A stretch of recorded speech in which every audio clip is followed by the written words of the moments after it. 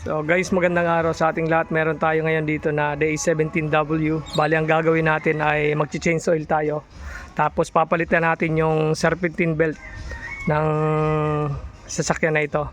Palitan natin yung dalawa, yung sa compressor tapos yung sa alternator na belt. So papakita ko sa inyo mamaya kung ano yung number ng belt, tapos kung paano tanggalin yung serpentine belt dun sa kanyang compressor. Wala siyang niluluwagan. Papakita ko sa inyo mamaya kung paano natin gagawin. So simulan na natin. So bali pinapalamig lang natin yung kanyang makina. Bali yung kanyang makina ay RO6A. Ito bali turbo engine to. Ayan, turbo engine. So bali nakapaglinis na rin tayo nito ng fuel injector. Tapos nakapagpalit na tayo ng mga spark plug, change oil, flashing sa Day 17V. Tapos ito yung kanyang transmission, pareho lang to sa Day 64W. Yung kanyang transmission, gasket, tapos yung filter. So bali nandito siya. Pareho lang yung gasket niyan. Tapos ito yung kanyang air filter. Ayan, electronic accelerator na to. Ayan, wala na siyang cable. So ayan yung kanyang belt sa compressor. Bali meron yan takip na plastic, tatanggalin natin yan. Mag-change oil din tayo. So gagawin lang natin, meron yan na tornilyo dun sa ilalim na luluwagan sa drain plug. Tapos dito tayo maglalagay ng engine oil dito sa oil cap nya. Bali ang gamit natin na engine oil ngayon, fully synthetic na 5W40 Shell Helix HX8. Tapos meron din tayo na oil filter. Bali ang oil filter na ito ay pwede rin yung C110 dyan. Ayan, C110 yung dala ni sir. Tapos yung belt nya, ito yung kanyang belt. Ayan, bali set na to Day 17. So tingnan natin kung ano yung number. So ito yung number ng belt dito sa kanyang alternator. Yan, 5PK 980. Tapos sa kanyang compressor naman, yan, 4PK 712. So yan ang number niyan.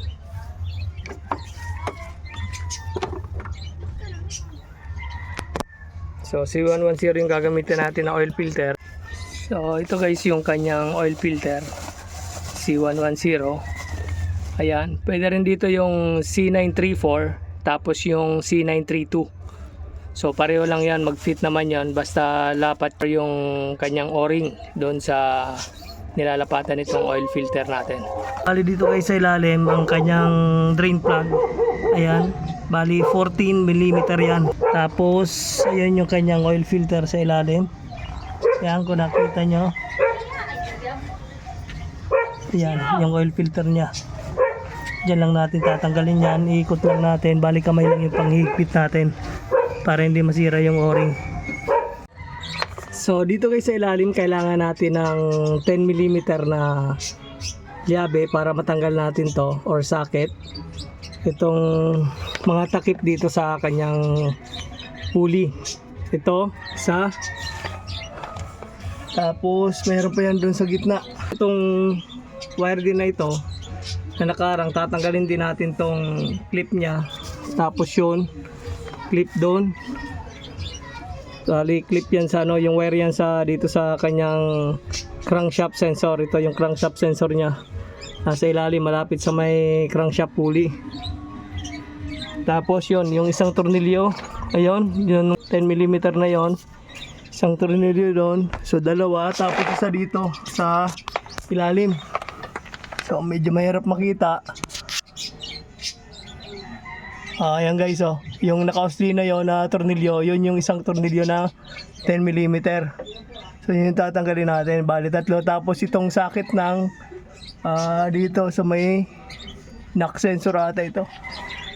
Check natin kung ano yung ano na yan. Bali may isang socket yan na yan, oh, yung may wire na yan. So tatanggalin din natin yan kasi nakakaharang yan dito pag tinanggal natin yung plastic cover. Ayan, ito yung kanyang oil filter. Yan, C932 ata ito. So C934 yung number niya. Kita ko sa inyo mamaya pag natanggal natin. Yan, tanggalin na natin to. So ito guys yung gamit natin na 10mm na L-type. So ito yung gagamitin natin dito panluwag. Dito sa kanyang takip. Ito yung ginamit natin dito. Kasi may butas yan. Mahaba kasi yung ano niya. Ito, yung hindi kaya ng kung minsan pag maiksi yung sakit yung hindi kakayanin yan. So tanggalin natin to. Ayan. Luwag na. Dito sa pagtatanggal itong sakit, bali meron lang yan na pinipindot. Ayan, pipindutin nyo to. Tapos hugutin nyo lang yan doon sa kanyang sensor. Yung nakalagay doon kanina yung pinakita ko sa inyo. Tapos ito naman sa crankshaft sensor naman, ito. Pipindutin nyo rin lang to. Ayan, yung sa lock nya. Tapos sabay hugutin nyo. Ayan o, yung ano nya. Ito yung lock nya o. Ito yung pinipindot. So papakita ko sa inyo dito. Medyo mahirap. Medyo masikip kasi dito sa ilalim guys. Ayan. So normal na sakit. Pag pinindot nyo yung lock nya, tapos hugutin nyo, matatanggal nyo na. Ayan o. Pindutin nyo lang yan, tapos hugot. Tapos ito, tatanggalin natin tong cover. Tanggalan natin yung tatlong tornilyo. Medyo mahirap lang tanggalin yung sa loob, yung sa taas. So ayun nga guys, natanggalan natin yung cover nya. Bali ang ginawa lang natin, tinulak muna natin pa punta pataas. Tapos ipinaling natin dito, natin siya nilusot dito sa may baba ng kanyang crankshaft pulley. Ito. So dito natin siya nilusot. So natanggal na natin. Pagtatanggal nito guys, so wala yan na kailangan luwagan dyan. Wala kayong kailangan luwagan dyan sa kanyang compressor. Ang gagawin nyo lang guys, ito, iikutin nyo to na pulley. Tapos ito, ipapaling nyo ng kaunti. Tapos matatanggal nyo na itong belt na ito sa kanyang AC compressor. So ayan. So tingnan natin kung mabibidyo natin dito. Kasi medyo masikip sa ilalim. So lagay lang natin dito yung cellphone. Ayan. So tingnan natin kung makikita. Ayan. So parang kita naman. Kuha kayo ng numero 17 na socket. Numero 17. Ayan. So bali yan 17. Iikot nyo lang yan na pakanan ng ikot, clockwise. Tapos ipaparing nyo itong belt pag ganyan palabas. So lalagay natin yung handle. Ipaparing nyo palabas to, tutulak nyo bago nyo ikutin yung makina. So ito dito ganyan. Yan, para pag sumampa siya sa pulley, unti-unti na siyang lalabas, matatanggal yung belt. Yan o, tutulak nyo lang guys o. Napakadali lang. Tapos matatanggal na yan.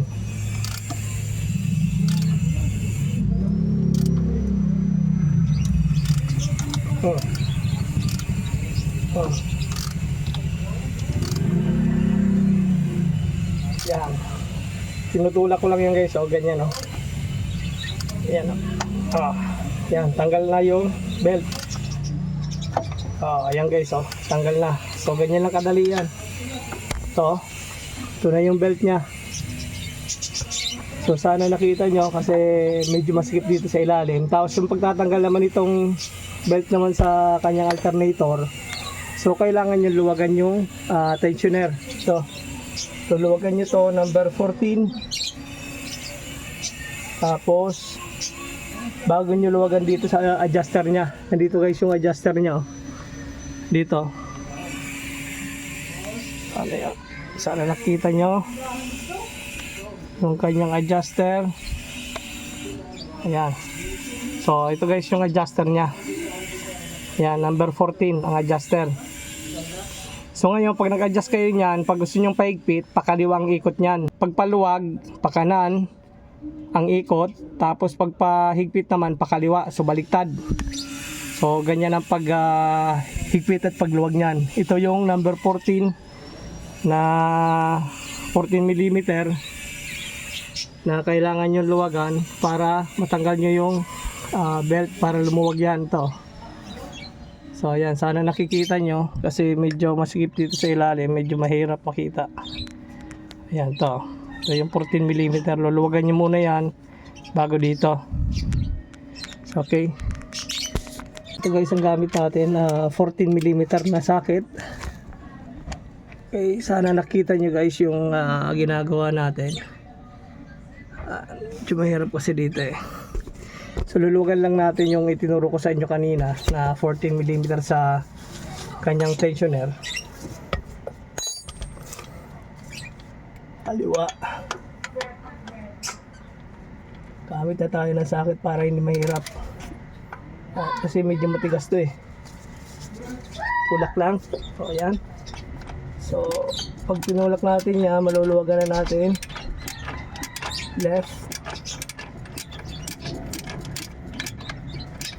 Okay, tapos ito naman na 14 mm na adjuster. Ito medyo malambot na lang to adjuster. So pag luluwagan natin yan, pakanan. Ano. So ito baliktad to guys, baka malito kayo. So pagpaluwag pakanan, paluwag sa belt, at pagpaikit naman pakaliwa.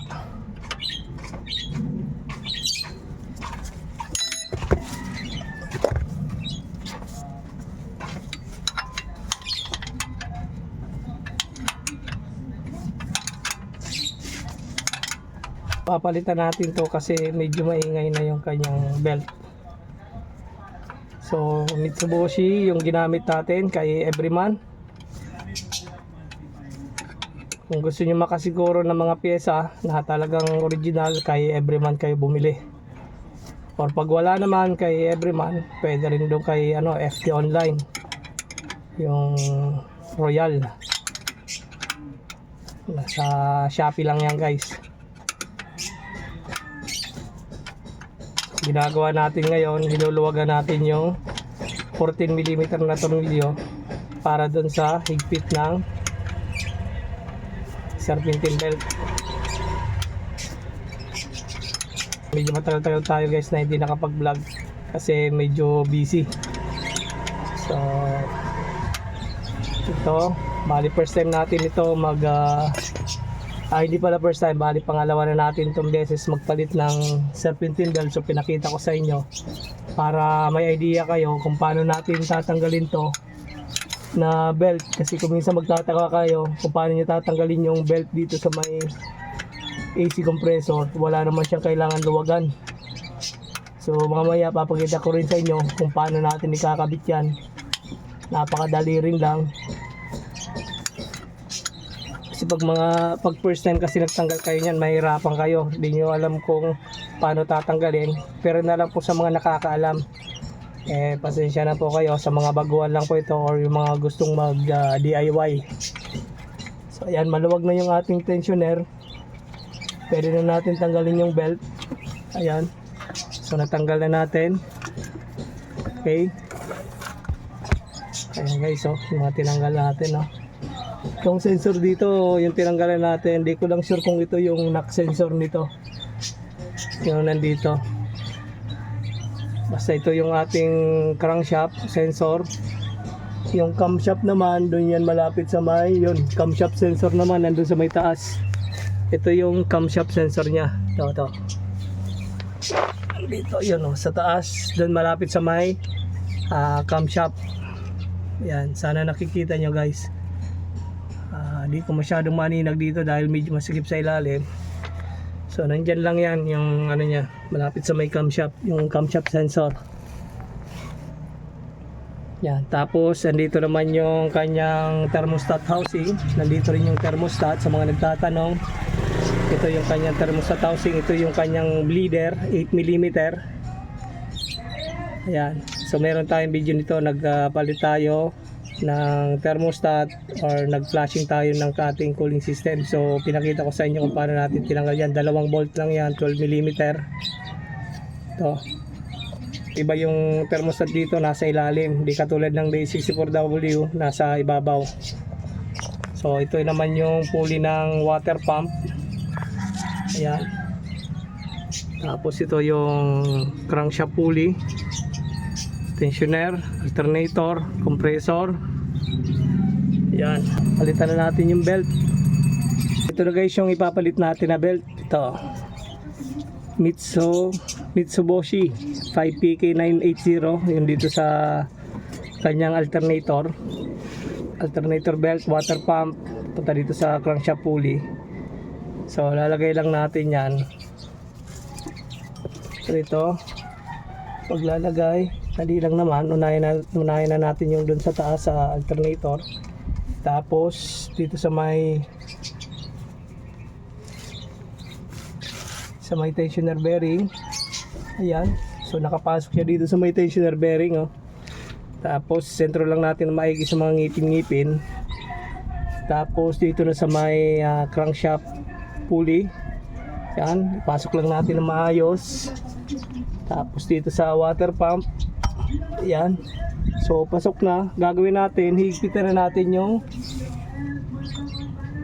natin tong adjuster dito sa may tensioner bearing niya. Ito. So ito, higpitan na natin pakaliwa yung higpit niyan.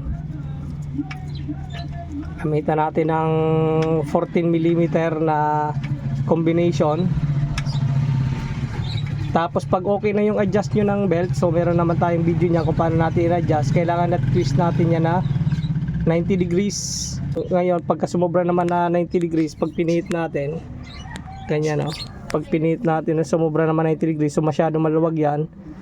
At pag hindi naman natin mapihit na 90 degrees yung belt, ganyan, hindi natin mapihit ng 90 degrees, so masyadong mahigpit naman yan. Okay, so higpitan muna natin to. Kailangan saktong-saktong higpit. Huwag masyadong sobra, huwag din masyadong maluwag. Kasi pag maluwag, maingay. Pag masigip naman, pwede tayong maputulan ng belt. At pag sobrang luwag naman, pwede rin maputol yung 14mm na combination. Gagamitin natin pang higpit. Kaliwa.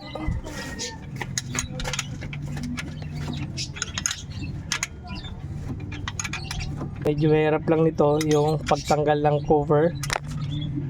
Tapos yung pag hindi pa natin masyadong kabisado, medyo mahirap din yung pagtanggal ng belt dito sa kanyang AC compressor. Yan. So nagigpit na tayo. So kahit mabelak naman natin yung yung cover niya, pwede naman natin yan higpitan dun sa taas. Yung sa ibabaw ng may makina, so madudukot naman natin yan. Yan.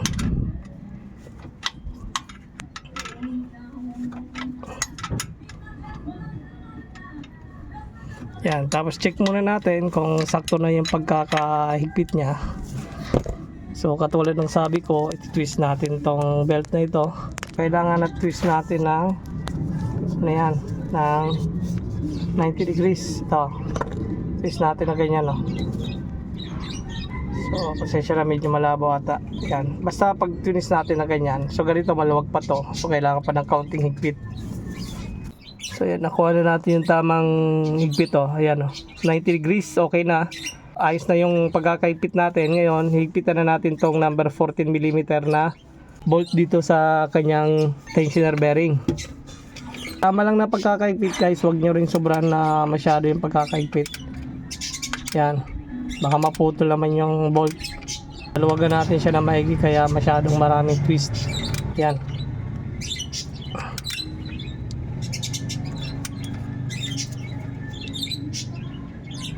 So okay na yan, guys.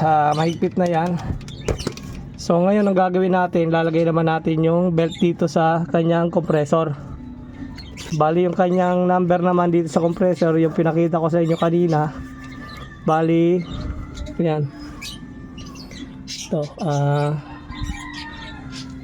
4PK712. Ayan yung number ng belt nya. So lalagay na natin dito. Dito muna sa may pulley ang paglagay natin. Kasi ito walang adjuster yan. Katulad ng pagtanggal natin kanina. So ngayon lalagay dito natin yan. Papakapitin. Gaganon lang natin yan guys. So didiinan lang natin ito na belt. Ganyan habang iniikot natin yung kanyang crankshaft pulley. So diinan lang natin. Tapos habang iniikot natin yan, papasok na tong belt na ito. Siguraduhin lang natin na lapat yan sa apat ng ngipin ng compressor. Tapos dito sa kanyang pulley. Ayan o. So ito yung iikot natin. 17mm. So sana guys nakita nyo ng maayos. Kasi hindi ko kita yung video kasi nandito sa may ulunan to. So medyo mahirap makita kung nakukuha na natin ng maayos. So sisikapin na lang natin ng maigi na may pakita sa inyo kung paano. Ayan, yung pulley nya. Okay, so dito tayo. Ito yung kanina sabi ko sa inyo, didinan nyo itong sa may AC compressor. Yan, lapat na dito yan sa may crankshaft pulley. Lapat yung ating belt. Siguraduhin lang natin na huwag malalaglag yung belt niya dito, huwag matatanggal. Tapos dahan-dahan lang naikot, pakanan dito.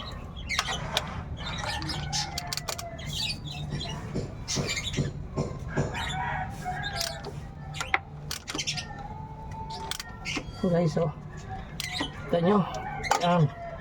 So pumasok na, yan oh, kabilang. So dito titingnan nyo rin dito sa may pulley, baka mamaya kumakalas din. So ibabalik nyo lang na kaunti para lumapat yung belt. So huwag nyo hayaan na hindi nakalapat yan kasi pwedeng kumalas yan. So ayan, so okay na. So nakalapat na. Make sure lang na nakalapat ng maayos yung sa pulley, tapos yung sa AC compressor.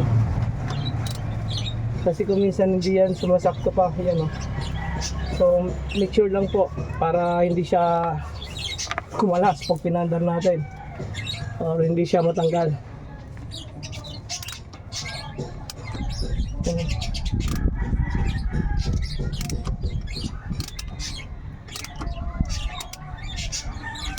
So ayan, so pasok na. So ayan guys oh. So okay na, lumapat na dito sa may pulley yung belt. Ayan, crankshaft pulley. So lapat na ito yung sa AC. Tapos dito sa may compressor nya. Ayan oh. So okay na.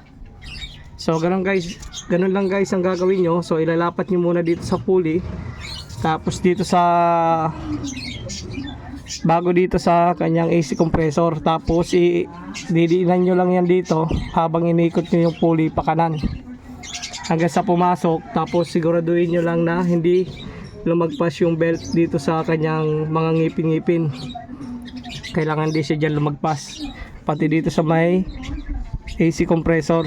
Kasi pag pinandar nyo yan na lumagpas yan, makakalas yan, tatanggal. So ayan guys, so babalik na natin yung plastic cover dito. Babalik muna natin yung plastic cover bago natin ibalik tong mga sakit ng mga sensor. Ayan, tapos ito bago natin ito ilapat. So okay na yan. Dito natin yan guys papadaanin oh. Dito sa gitna yung pagpasok nitong plastic cover na ito.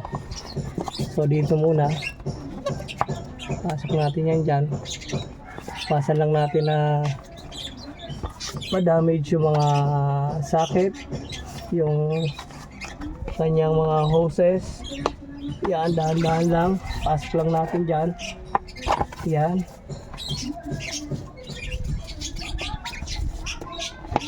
So tulak nyo lang yung mga hoses guys para ayan, para makapasok itong cover. Okay. So pag nakapasok na,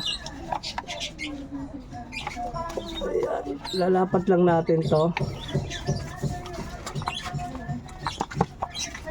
So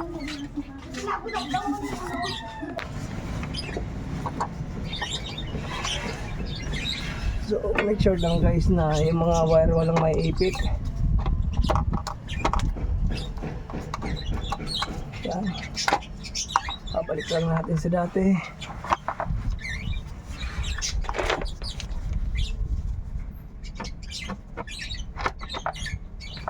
Okay. Yan. Lagyan na natin yung tornilyo. 10mm. Okay.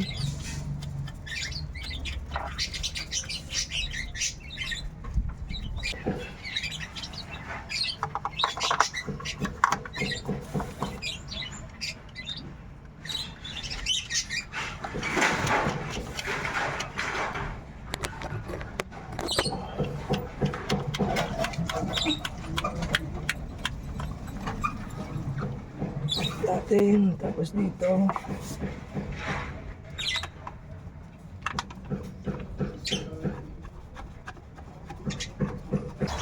tapos siksikan 10mm saktong higpit lang, tapos dito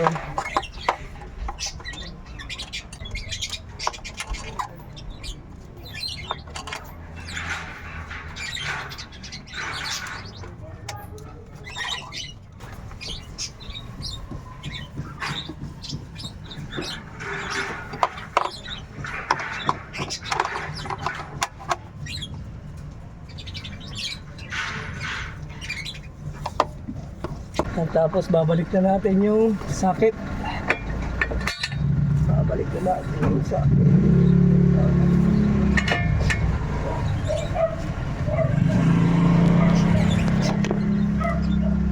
So guys, balik na natin itong socket dito sa sensor.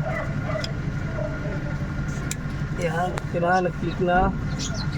Tapos ito, dito palaarin lang natin itong wire ng crankshaft sensor. So balik natin dyan. Ayan, tapos dito ayan.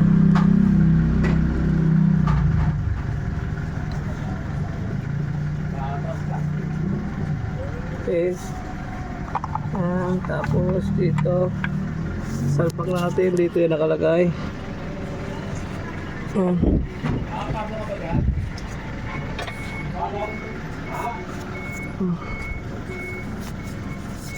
Crankshaft sensor, socket.